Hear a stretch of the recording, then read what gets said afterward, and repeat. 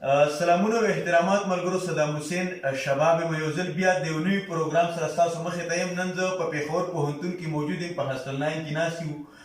شوکت سواتی را سره ناست یو ځل بیا موږ غواړو چې داسې یو نوی کلام درته ریکارډ کړي، چونکې موږ یو ځل مخکې هم ټپې او غزل ریکارډ کړی و. شوکت بھائی چې کوم ملګرو ډېر زیات خوښ کړی و، ډېر زیات فرمایشونه یې راتلل، نو یو ځل بیا موږ غواړو چې یو کلام ریکارډ کړو د شوکت سواتی نه. شوکت بھائی هرکلی درته وایو په خپل پروګرام کې. ښه درته پته ده چې څه به کوم، غزل به وایم او ټپه به کوم.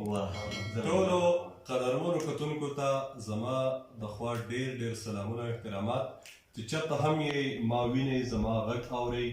بیا صدام چې کله کله یونیورسټي ته راشي نو موږ دغه ماښامۍ را جوړ کړو، ناست یو. دا خوا ته زما ملګري هم ناست دي. دا وخت د پېښور یونیورسټي په هاسټل نمبر 9 کې موږ ناست یو. زه ګورم چې څه یو زمزمه تاسو سره شریکه کړمه، تاسو ټولو کتونکو ته خواست دی چې خوند ترې واخلئ. ارشاد.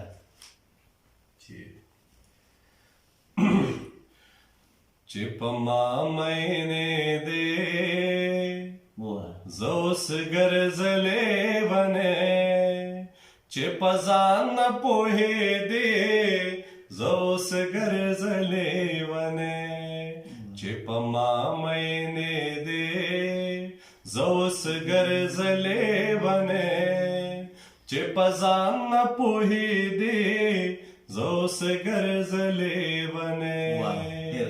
زبردست. سودای را پسې ګرځا د هجران د تورو شپو، په سپین مخ مې نقابونه دي د زلفو د لږو. سودای را پسې ګرځا د هجران د سپین مخ مې نقابونه دي د زلفو د لږو. نشې نشې مالې دی زه اوس ګرځلې ونې، چې په ځان نه پوهېدې زه اوس ګرځلې ونې، چې په ځان نه پوهېدې زه اوس ګرځلې ونې. د ټول چم دې راته سترګې په بلې نشم ختې، نه ته ماته شې کتې نه زه تاته ودرېدې. د ټول چم دې راته سترګې په بلې نشم ختې، نه ته ماته شې کتې نه زه تاته ودرېدې.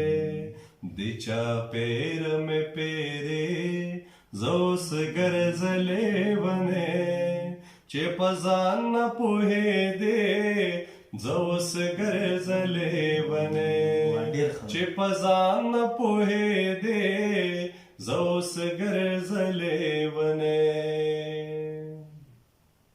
که ما ګورې نو د ستورو محفلونو کې به یم، ستا د سوي سوي زړه په داغونو کې به یم. که ما ګورې نو د ستورو محفلونو کې به یم، ستا د سوي سوي زړه په داغونو کې به یم. په نصیب مې شوګیرې زه اوس ګرځلې ونې، په نصیب مې شوګیرې زه اوس ګرځلې ونې، چې په ما مینې دی چې په ځان نه پوهېدې زه اوس ګرځلې ونې، چې په ما مینې دی زه اوس ګرځلې ونې، چې په ما مینې دی زه اوس ګرځلې ونې، چې په ځان نه پوهېدې زه اوس ګرځلې ونې، چې په ځان نه پوهېدې زه اوس ګرځلې ونې. زبردست. ډېره مننه شوکت سواتی. دا و ملګرو شوکت سواتی چې تاسو ته یو کلام واورېدو. ان شاء الله چې کلم زه پیښور ته راځم زما اکثر ناسته کېږي د شوکت سواتي سره کومکې د کلامونه غزل زما دومره خوښ دی چې کله ما د ټیم میلاویږي زه رامنډه کوم او ستاسو لپاره زه کلامونه ټپې ریکارډ کوم ان شاء الله د راتلونکي پروګرام دپاره به موږ یو ځل بیا د شوکت سره ناسته کوو چې کله موږ ته ټیم میلاویږي موږ یې ناسته کړې ده او ستاسو د خوشحالولو دپاره ستاسو دپاره موږ کلامونه ریکارډ کړي دي چونکې ستاسو فرمایشونه ډېر زیات راتلل د دغه وجې نه زه یو ځل بیا رالم د شوکت سره مې ناسته وکړه نو د بل پروګرام دپاره زه ستاسو نه اجازت غواړم ډېره